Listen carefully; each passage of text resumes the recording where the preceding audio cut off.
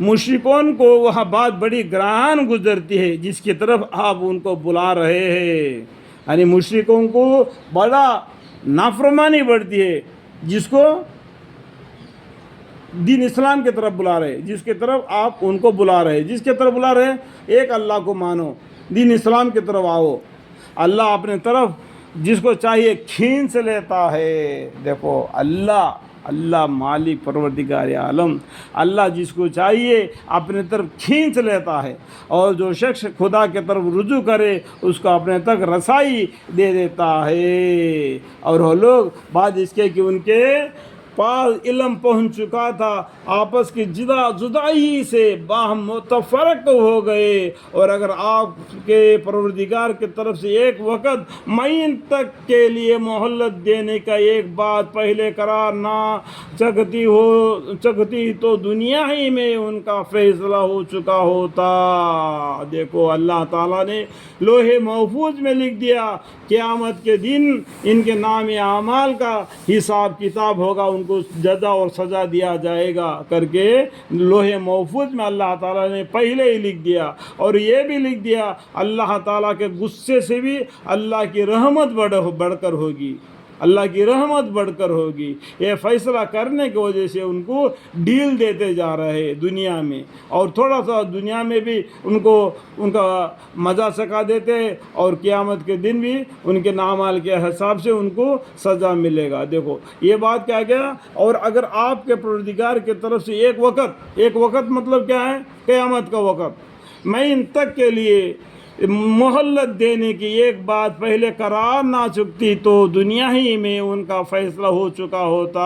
اور جن لوگوں کو ان کے بعد کتاب دی گئی ہے مراد اس سے مشرکین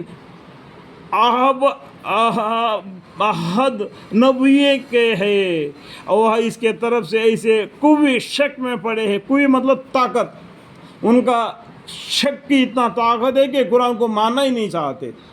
یہ اس کا مطلب یہ ہوتا ہے۔ قوی کا مطلب کیا ہے؟ طاقتور۔ بالکل ان کا دل میں اتنا شک بڑا ہے کہ یہ قرآن کو ماننے کے لیے تیار ہی نہیں ہوتے، پیغمبر کو ماننے کے لیے تیار ہی نہیں ہوتے، ایک اللہ کی عبادت کرنے کے لیے تیار ہی نہیں ہوتے۔ یہ اس طریقے سے کوئی شک میں پڑے ہیں جسے ان کو تردد میں ڈال رکھا ہے۔ سو آپ اس طرف ان کو برابر بلاتے رہیے، کیسا بھی ہونے دو، پھر بھی اللہ کے طرف، اللہ کے حکم سے، قرآن کے ذریعے سے لوگوں کو دین اسلام کے طرف دعوت دیتے رہیے۔ آپ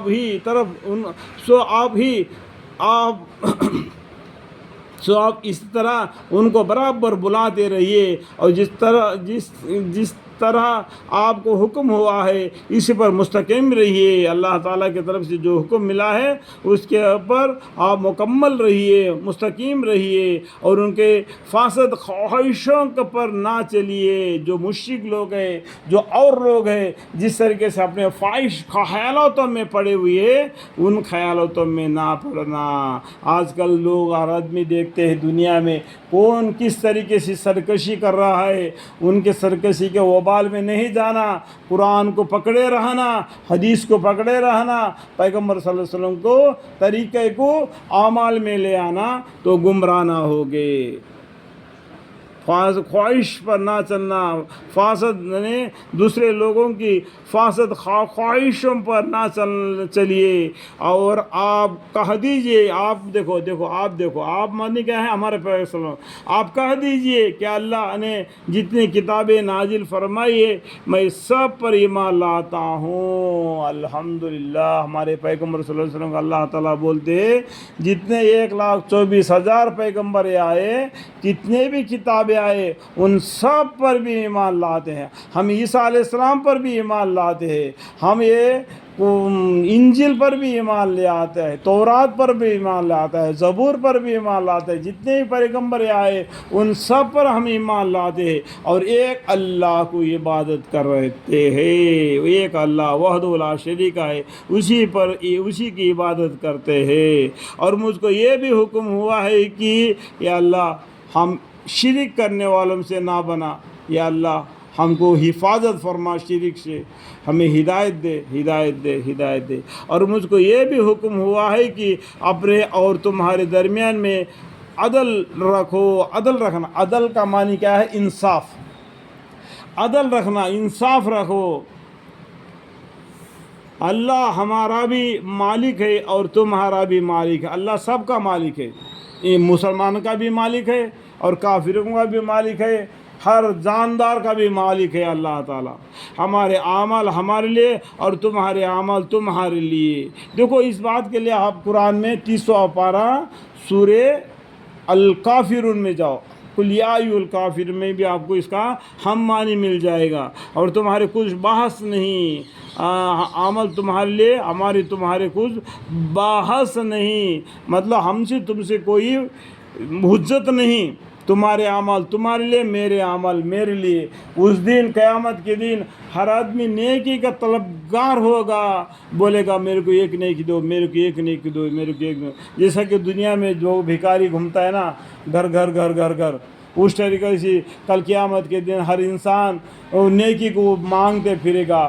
ماں کو مانگے گا، اے میرے ماں میرے کو ایک نیکی دے.